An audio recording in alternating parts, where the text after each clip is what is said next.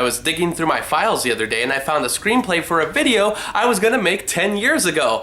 Well, 10 years isn't too long. I guess we could still produce it. There shouldn't be any repercussions to that. But since I'm also the head of this little corporation, I figured I'd give a few words of advice. For instance, 1, we're gonna add a rap song to the end credits that have nothing to do with the movie. 2, we're gonna add a subpar love interest subplot thing that nobody cares about. And then 3, we're gonna push for an R rating even though we're gonna chicken out at the end and do PG-13. Now, let's get to work on this wonderful screenplay. 10 years ago, who cares if we make it now? The fans will be pleased. And here it is, my 10-year-old review of Venom.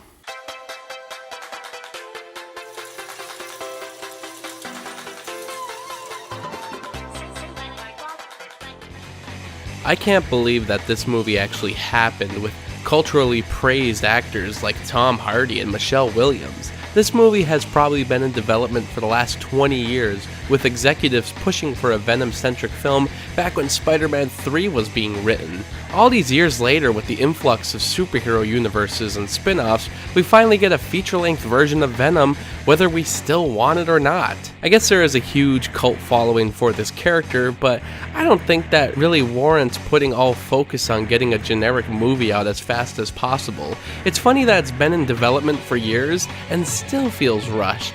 Yet, I can't sit here and tell you that it's an obviously god-awful film. In fact, I'm having trouble even thinking of many negatives. It's just plain.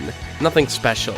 In today's climate of comic book films, that's probably enough to give it a 32% on Rotten Tomatoes, but really, it's just a forgettable computer effects showcase that will go forgotten once a supposed sequel comes out. But it's still okay. Tom Hardy stars as the main character himself, who's a reporter working for a major news network, even if he doesn't seem to follow any rules for journalistic integrity. When I see this guy walking around, the last thing I'd guess is that he's a reporter.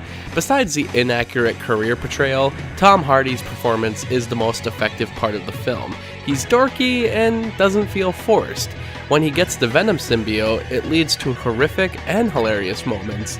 They don't all work, but there's enough to enjoy. There's Riz Ahmed, who's the villainous businessman, using his lab to discover the secret to human evolution.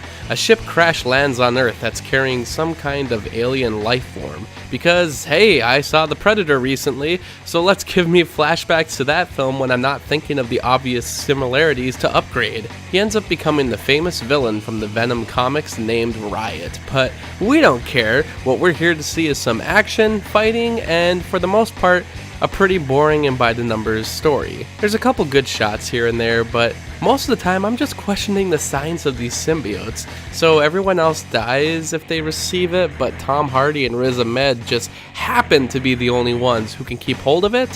What about the Riot symbiote, how it kept passing along person to person with a clear target in mind? Was it purposely trying to get to the Life Foundation facility? What about this Life Foundation? I know it's from the comics, but remember that movie Life from 2017 that everyone was thinking was a secret Venom movie? Why are there so many connections to that even? Michelle Williams is pretty much fine until halfway through the movie when she makes a drastic, unexplained change where she's totally okay with the Venom stuff, even without a full explanation. A lot of her motivations make no sense, but hey, she gets the suit for one scene, so that's fun. I like Dr. Dan too. He's cool. Venom himself actually works a lot better than the trailers imply.